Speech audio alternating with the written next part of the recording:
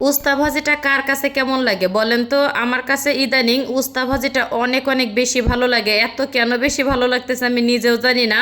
আমার কাছে মনে হয় যে প্রতিদিনই হচ্ছে একবেলা হলে উস্তা ভাজিটা দিয়ে ভাত খেলে খুবই শান্তি লাগে। যাই হোক, তো আজকে কিন্তু ভিডিওটা দুপুর থেকে আর কি শুরু করতেছি। আশা করি ফুল ভিডিওটার সঙ্গেই থাকবেন। আসসালামু আলাইকুম, সবাই কেমন আছেন? আশা করি ভালো আছেন। আমি আল্লাহর রহমতে অনেকটা ভালো আছি। আর এই তো সব কিছু হচ্ছে আর কি কুটে কাটে তারপর হচ্ছে রেডি করে তারপর হচ্ছে ভিডিওটা আর কি করা শুরু করলাম। আমার কাছে মনে হয় সব কিছু রেডি করে তারপর রান্নাটা করতে আসলে না খুবই দ্রুত হচ্ছে রান্নাটা আর কি হয়ে যায়।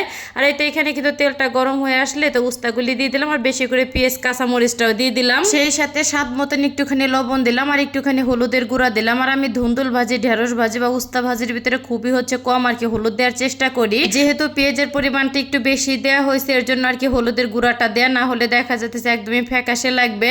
আর এই তো এদিকে কিন্তু হচ্ছে একটা পাতিল আর কি বসাই দিলাম, তো পরিমাণ মতন একটুখানি আর কি তেলও দিয়ে দিলাম। আর ওই চুলায় কিন্তু উস্তা ভাজিটা আর কি ভাজা আর কি হইতে থাক। আর এই কালো কড়াইটা নিয়ে কিন্তু অনেক আর কি আলোচনা হয় যখন আর কি গ্রামের বাড়িতে যাই, তো সবাই আর কি বলে কালো কড়াইটা নাকি আমার চেঞ্জ করতে হবে। আমার বাসায় কি অন্য কোনো হাঁড়ি পাতিল না, এই কড়াইটা দিয়ে কি হচ্ছে রান্না করতে হবে? আসলে এই কড়াইয়ের বয়সটা কিন্তু মোটামুটি হচ্ছে প্রায় 12 বছরের মতন আর কি হয়ে গেছে। আর হচ্ছে এই কড়াইটার আর কি মায়াটা আমি ত্যাগ করতে পারি না, যেহেতু ছোট্ট একটা কড়াই, অনেক সময় অল্প একটু ভাজলেও কিন্তু অনেকটা হচ্ছে সুবিধা আর কি হয়। আবার অনেক সময় দেখা যাচ্ছে একটু ডিমটাও আর কি ভাজা হয়। আমি এই কড়াই ছাড়া হচ্ছে ডিম অন্য কড়াইতে আমি ভাজতেই পারি না, আমার কাছে খুবই আর কি ইজি লাগে। যাই হোক, তো আমার কাছে মনে হয় প্রতিটা সংসারে এমন একটা কালো হাঁড়ি বা পাতিল সবারই ঘরে আছে। আর এই তো এখানে কিন্তু হচ্ছে মশলাটা কষানো হয়ে গেলে তো আমি একটুখানি আর কি পানি দিয়ে দিয়েছিলাম, তো পানিটা কিন্তু ফুটেও আসলেই এখন কিন্তু হচ্ছে ধুয়ে রাখা আর কি মাংসটা আমি দিয়ে দিব। আর এটা হচ্ছে আর কি সোনালী মুরগির মাংস, আর এই সোনালী মুরগির মাংসটা খেতে কিন্তু খুবই ভালো লাগে। আর আমি যখনই হচ্ছে মুরগির মাংসটা রান্না করি আমি ঝালের পরিমাণটা অনেক বেশি দেই, কারণ আমার কাছে মনে হয় মুরগির মাংসের ভিতরে ঝালের পরিমাণটা কম হলে খাইতে কেন যেন একদমই ভালো লাগে না। আর দেখে কিন্তু উস্তা ভাজিটা আর কি হয়ে গেছে, যেহেতু একদমই কড়া করে ভাজি করবো না, একটুখানি কাঁচা কাঁচা করে আর কি ভাজি করব। আর এই কাঁচা কাঁচা উস্তা ভাজি না খেতে একটু বেশি ভালো লাগে, যেহেতু এখন প্রচুর পরিমাণে গরম।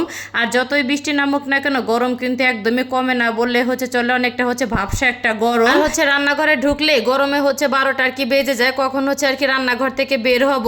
আর রান্নাঘরে ঢুকলে কিন্তু দেখা যাচ্ছে 2-3 ঘন্টার আগে কিন্তু হচ্ছে বেরো আর কি হওয়া যায় না, কাজের কিন্তু শেষ নাই রান্নাঘরে। এই তো উস্তা ভাজিটাও কিন্তু আমার ভাজা আর কি হয়ে গেছে, তো বাটিতে হচ্ছে আর কি আমি বেড়ে নিলাম। আর অফ ক্যামেরায় কিন্তু হচ্ছে মুরগির মাংসটা কষানোর পরে আমি ঝোলের জন্য হচ্ছে পরিমাণ মতন আর কি পানি দিয়ে দিয়েছিলাম। আর এই তো লাস্টের দিকে হচ্ছে একটুখানি আর কি জিরার গুঁড়াটা দিয়ে তো নেড়ে চেড়ে কিন্তু হচ্ছে আর কি চুলাটা আমি বন্ধ করে দেবো, কারণ হচ্ছে আমার মুরগির মাংসটা হচ্ছে আর কি রান্না করা হয়ে গেছে। তো মুরগির মাংসটা হচ্ছে একটুখানি আর কি ঝোল ঝোল করে আমি রান্না করছি। আর হচ্ছে মুরগির মাংসটা ঝোল ঝোল করে রান্না করলে না ঝালের পরিমাণটা একটু বেশি দিলে না খেতে অনেক অনেক বেশি ভালো লাগে। তো সব মিলে কেমন লাগলো আজকের ভিডিওটা অবশ্যই সবাই কমেন্ট করে জানাতে একদমই ভুলবেন না। তো ভিডিওটা আমি এখানে শেষ করলাম, সবাই ভালো থাকবেন, আসসালামু আলাইকুম।